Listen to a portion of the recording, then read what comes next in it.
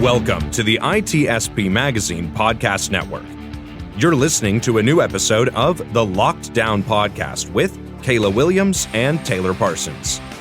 Cybersecurity encompasses so many facets of business risk. Wrapping your head around it can be overwhelming and stressful.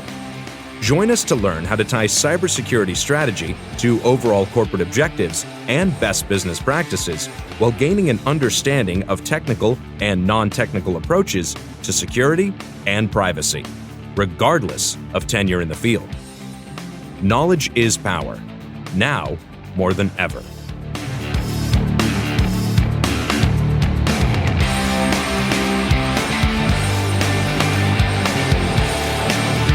Bryson, first, thanks for sitting down with us. I know it's a busy day. We can see all the activity going around this week. Obviously, I've followed you for a long time. Great introduction to you from Kayla. I think most of our viewers know you. If you'd love to do a quick introduction, just your background, and then we'll dive in. Really want to talk about the importance of pen tests and why that's evolved over the last couple of years, and what some of with the technology advancements, things like AI, those types of inferences, especially around the market right now, machine learning, all of those things, why you feel pen testing has to evolve, and why as practitioners, executives, and as security leaders, we have to adopt to that type of change. I feel like you just pen tested my brain by dosing me with all of the questions all at once for the entire interview. I think at the start, though, you were looking for an introduction. Yes, sir. So fist bump, boom, Yeah. Thanks for having me. Absolutely. I'm Bryson Bort. I'm the CEO and founder of Scythe. We are a next-generation threat emulation platform. I founded a cybersecurity consultancy that does offensive security, risk assessments, and consulting called GRIM. I'm the co-founder of the ICS Village with Tom Van Norman. We're here at RSA, the Sandbox. We've been doing this since the beginning of the Sandbox in 2015, so love continually being a part of RSA and continuing the mission of educating folks on critical infrastructure security. Where does your lights and water come from? We all in that. We have our own conference, Hack the Capitol, May 10th and 11th in McLean, Virginia. You're welcome to come and join us, but it's also available virtually. And then before I run out of breath and pass out, I am the Senior Technical Advisor at the Institute for Security and Technology, which are best known for standing up the ransomware task force a couple of years ago. Amazing. Wonderful background. Honestly, got goosebumps because you speak to a lot of experiences and a lot of diverse roles, right? You've done a lot. You've seen a lot. You've experienced a lot. You're touching critical infrastructure. You've touched web app pen testing. You've touched the education, the training of the users, the expanding the security profile beyond the normal thinking. Kayla and I were actually talking. We were out on the balcony earlier, right across from Out on the balcony, not out on a cliff. Not Okay, out on good, a cliff. good. Not this Glad week. you're still here. Yeah, not this week. One of the things that we talked about that you actually hit on already is the diversity of thought. And when I think of diversity of thought, I think it's about talent. I think it's about thought process. I think it's about educational background, cultural background, those types of things. How have you seen diversity of thought impact the way that you lead your penetration testing teams or your organizations as a whole? Yeah, so I'm going to first kind of step back and frame that within the DEI and A concept. Absolutely. One of our challenges in security is one of imagination. Okay. Compliance is the foundation. And I get a lot of folks in our industry, particularly I'm a lead hacker pen tester, who are like, compliance. You know what? You don't even get to pen test or have a job if there isn't compliance. It is the existential foundation to that company getting to wake up, go to work, and pay your paycheck. So it's absolutely necessary there. But security is the next level. It is the investment in thinking and imagination on top of that. I know we all love all this nerd stuff, and we love nerding out, but it's people that make that happen. It's people that have to do the thinking. Still, AI hasn't taken it yet. It's coming for us, but it's not there yet. ChatGPT 11? Yeah. I figure they're going to come up with some, by the point that it actually does it, the AI is going to have created some number that humans can't comprehend. And so that makes sense. Yeah, it's ChatGPT apocalypse. That's how we'll refer to it as we live in our capes, hiding from the machines. What was there's my point? There's a video game about that, by the way. There's also a movie. That was The Terminator, right? Yeah. Skynet is coming. And so it's people still. In fact, I did a tweet last night where I was joking that humans will always want to press a button. And it ties into artificial intelligence. And we're going to get more into AI later. But back to this still starts with people and people's imagination. Groupthink puts you back into the same checklist mindset as compliance, but you're now just trying to go for security. And so you will fail the same way. We have to think like the threat. We have to think with imagination.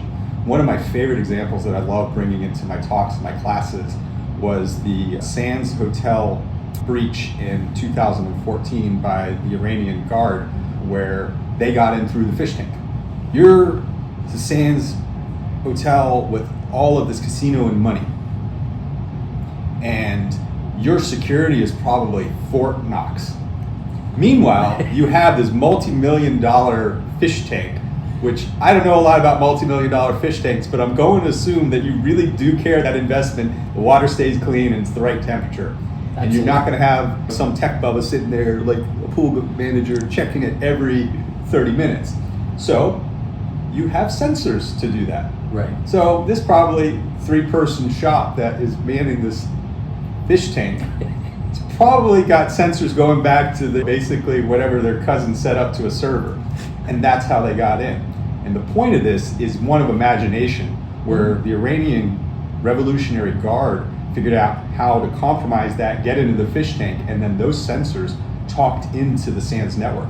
And the estimate is it cost $30 to $40 million because of the damage to operations from that breach. That's imagination, and that's the way the threat thinks.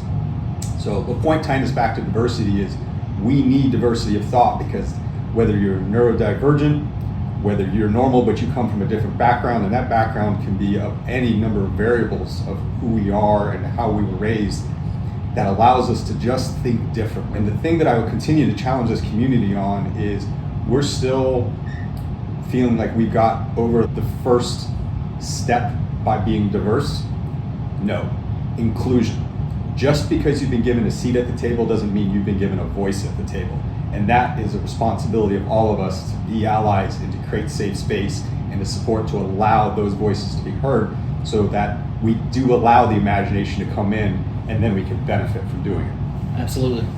It's not common practice yet, I would say. I've seen companies do it very well. I've seen individuals do it very well. I've seen job recs change to have the ability to pull in a more diverse pool, right? Dropping college requirements, loosening up some of the years in service, military background, so years in service, years in grade are big for me. I think that's genius, because it does expand the amount of people that you get in the application. And I don't think that, even if someone's not qualified, I don't think that it's always ever been a bad interview. I think that no matter who you're talking to, you come away with something. And they come away with something. And I think that, to tie this back to pen testing, I think it's the same way, right? In my day-to-day job, I represent customers. I bring customer issues, and I talk to the engineers so they don't have to, or I talk to internal security so they don't have to. And then I translate our geek talk back to customer-facing documentation or words that they're going to accept and not argue with us. Wait, are you the guy who takes the requirements from the customer to the engineers? I am. It's a great job. Did you try out for the role in Office Space? I did.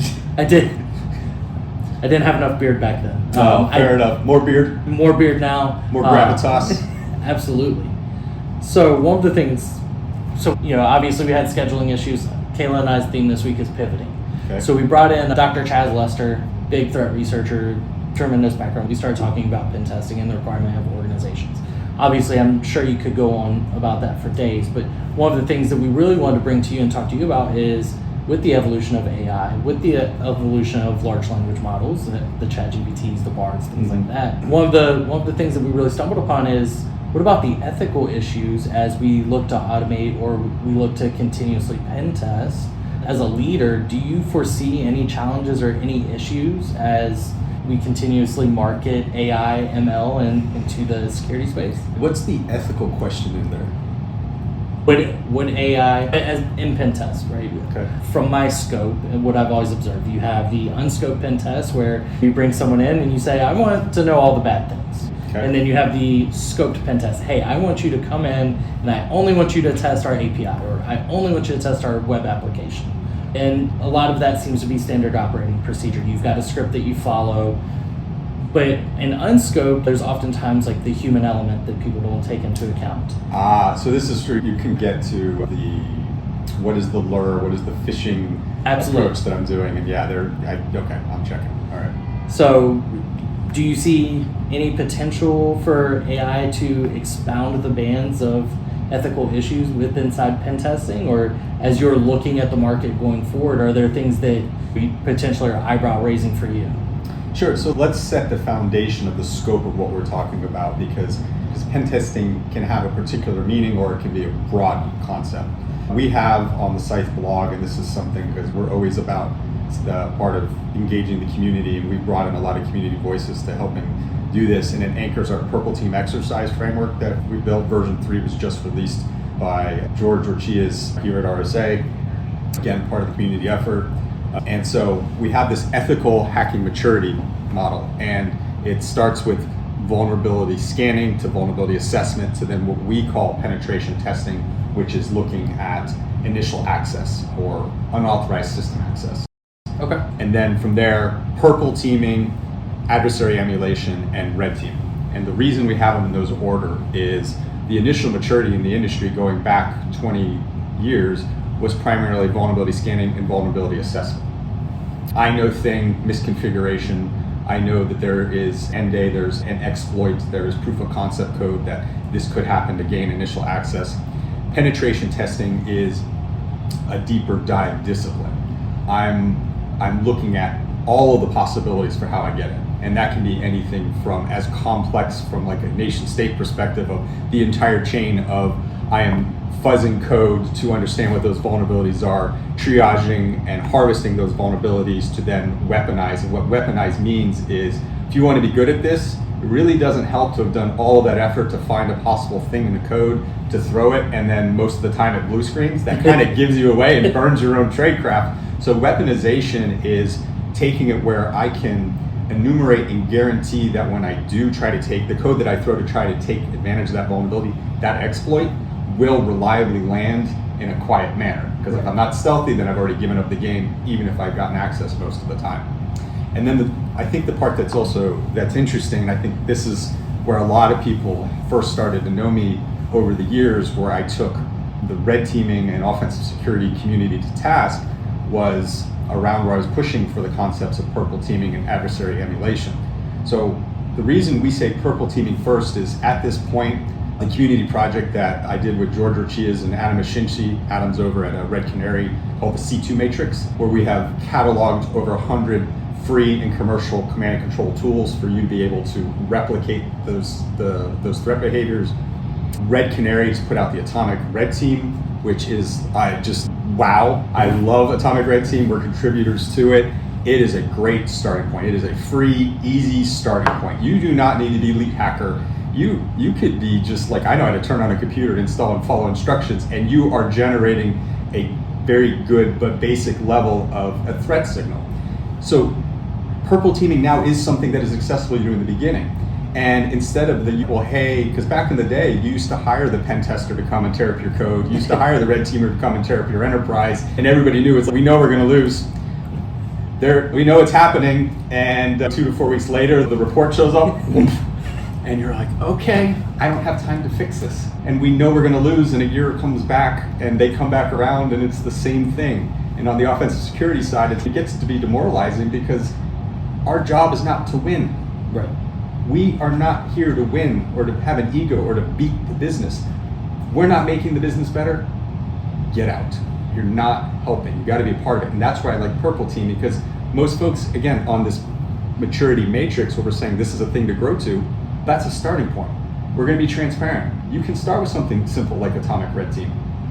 You can agree together what's the scope. We're going to do it on just one computer to start so we can get an idea of how does our EDR actually work. It's surprising how few people know how an EDR actually works. Well, here's a way for you to start to get to see that. What actually gets logged, and not just at the host. What gets logged at the host? What then is the telemetry that's sent to your SIM or whatever your other repository is? What's the timing of that telemetry? All this stuff on evals, everyone's just looking at, do I see these things, and not recognizing that's not the only way to be looking at EDRs. And you're doing it together. So the folks who are full-time in the trenches and security operations get a peek easily at kind of some ideas into TTPs, and we're fixing it as we go. At the end of a day, you fix things and you have measurable progress. So that's why we put purple teaming there. And then the reason we actually moved adversary emulation ahead of red teaming was that same kind of concept of, I want a data-driven defense. Okay. Business demands it, my executives and my security team demands it. What does that mean? That data is the threat, it's that threat signal. So adversary emulation is going, okay, we're going beyond atomic red team. Because atomic red team is not adversary emulation. And the reason for that is the same way we see MITRE ATT&CK framework being abused by everyone, right? First point, MITRE ATT&CK framework is a revolutionary change to this entire space. For the first time, somebody was able to put together a way for us to commonly define what a threat was. And then everything else that is brilliant and simple, it was abused. And it has been turned, as I've been quoted, and I said this at MITRE ATT&CK a number of years ago, it became a bingo card. And we have breach and attack simulation vendors going, we ran that technique, you're green, check. We ran that technique, green, check. Here's why it fails. So the same way that MITRE ATT&CK is able to give us a common vernacular to describing threats is the same way that the periodic table gives us elements to describe our physical world. Hydrogen and oxygen and nitrogen, carbon. That's what atomic red team does too, right? I'm doing hydrogen and then I'm doing oxygen. I love Bruce Lee and the attacker shows up like water. Because what it is, I didn't steal credentials to go check. I stole credentials, you saw it, you stopped it, move on. No, I'm an attacker. I stole credentials, I am that user at that asset at that point with these relationships to these things in your network that have context to you and your business. So when I stole credentials, this is then the next move in moving it laterally. There is host-to-host activity, there is host-to-network activity, there's lateral movement as a campaign builds. That is a chemical equation where I'm putting these attack elements in order, and that's an attack. That's adversary emulation. So I'm replicating a very specific threat. I can do that in a red or a purple approach. And then where we say that red teaming is the final evolution, that's the weapons free, right? You have earned your way to it, and now the red team can go, we have done so much. Let's go back to that diversity and imagination. Come at us, man. Come at us, team. Let's see what we can do. Let's see how much really is open. Yeah, let's play the wild card. Have you ever seen the TV show It's Always Sunny in Philadelphia? Yes. And Charlie, the gang comes up with a plan, and they've gone through all of their drama, and they got the plan, and then Charlie just goes, wild card, and completely blows everything up. Yeah. That's earning that level of confidence that you can get a red team to do. Hey, we're going to wild card. We're going to do things a threat wouldn't do because they might. It's imagination, and we've earned our way to it. Whereas if we start doing that early in the cycle, I'm just shooting myself in the foot and giving myself harder work as opposed to earning my way to it. You don't know what's going to be seen because it hasn't been seen yet. Yeah. Absolutely. It's amazing. Every time see media about you, I'm always learning something new. Bruce Lee, I didn't pick up on in the past, but now I have. I know that we're really short on time, and I think one of the things that, as Kayla and I have been doing the podcast, we've really been looking for things that at the executive level, at the technical level, at middle management, practitioner, whatever you want to call it, we always want to come away with something where we can be just that much better. We can communicate that much better. Yep. We can do things that are going to make that much more progress or make that much more of a difference. We're often looking for hot takes or things that you would, one thing that you would me change. Up. I feel it coming. I got to stretch. Yes. Hot take stretch, like hot yoga. So hot take.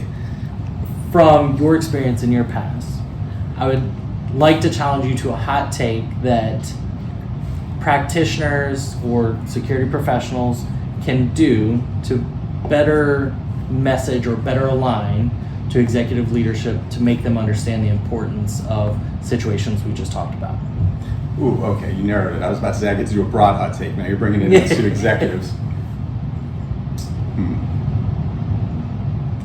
I didn't see that curveball coming to the very end. I had my hot take building. I thought we were going with what we talked about beforehand, but that doesn't matter to executives. Had to play the ace. Had to play it. Pocket ace. So I'm going to invoke a method I learned on the fly. Okay. It's 2018, courtesy of the public People's Republic of China. I have been flown to Beijing to participate in the Chinese and Russian conference on internet freedom. Just let that joke marinate for a bit, but with a straight face, right? Yes. I got in late that night. Next morning, I'm thrown up on stage. I wasn't prepared for this. I didn't know I was being brought up on stage. I had never seen a room this big in my entire life. I don't know where these people came from because it was literally beyond my eyesight out into a thing that was you can imagine that outside in the world. You're like, I can't see over the Earth's curvature. I think the Earth's curvature was inside this room, and it was completely packed with people. A vice minister from China was our moderator. Okay. There was a GRU representative, and there was me. Okay.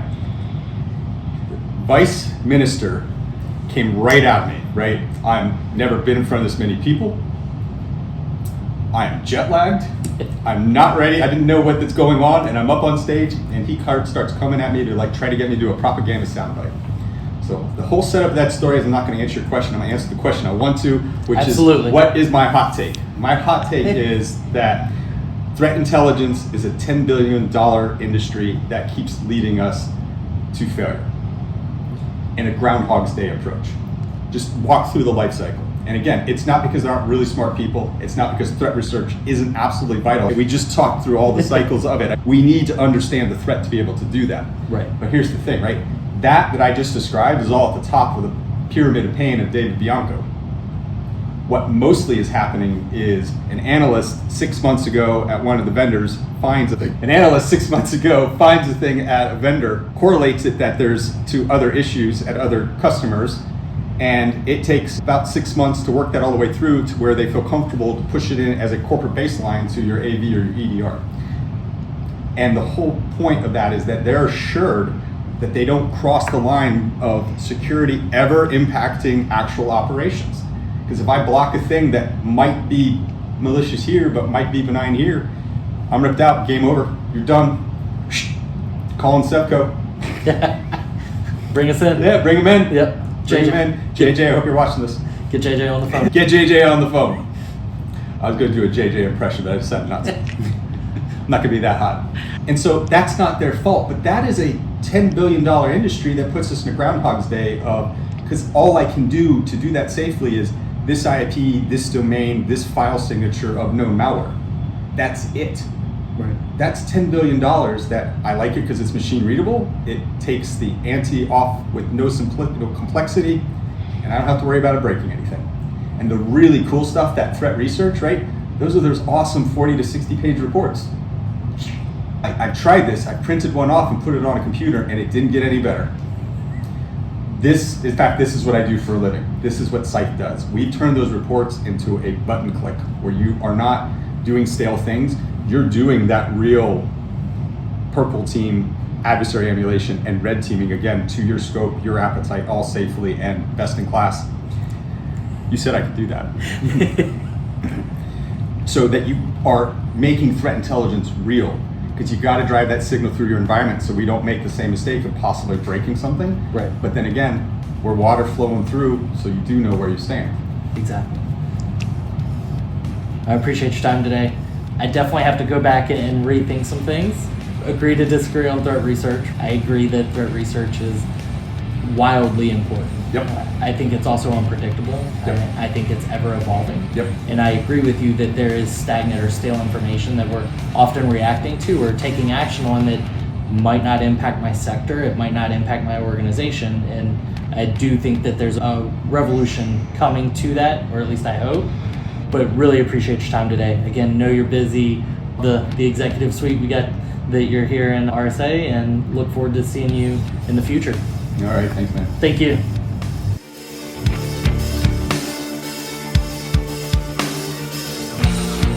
We hope you enjoyed this episode of the Locked Down Podcast with Kayla Williams and Taylor Parsons, part of the ITSP Magazine podcast network.